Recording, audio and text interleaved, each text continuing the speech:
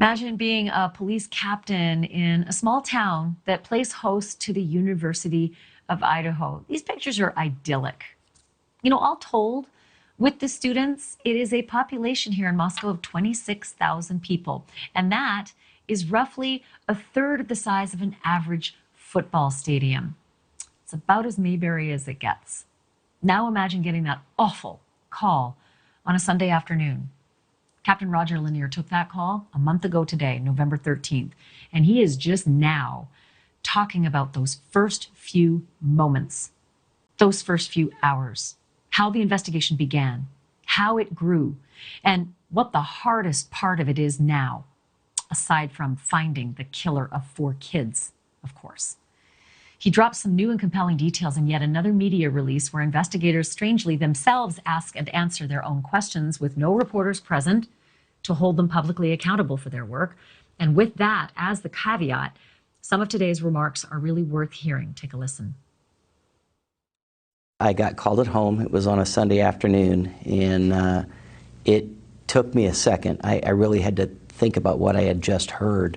4 murders in Moscow, Idaho is so out of character. Once I got over the initial shock, I knew that I was coming to the station. So I drove in, and everybody just kind of fell into a role. That was an all-hands-on-deck moment. The scene wasn't chaos, the neighborhood, but it was very, very somber. That is a community of college students that live over there.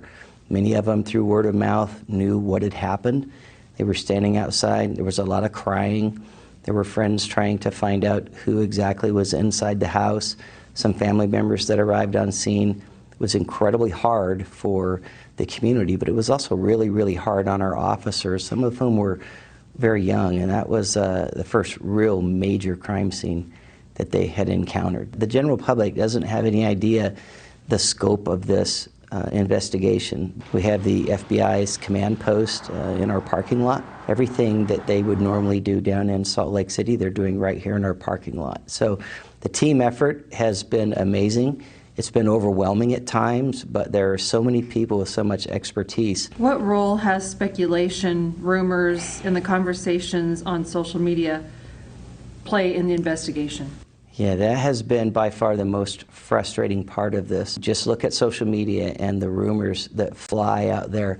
A small piece of information that has speculation added to it just takes its own life on the internet and starts rumors, and then we find ourselves not only tracking those rumors down and trying to quell them, but also we see our tips that come in are geared more toward the rumor, not the facts that have been put out.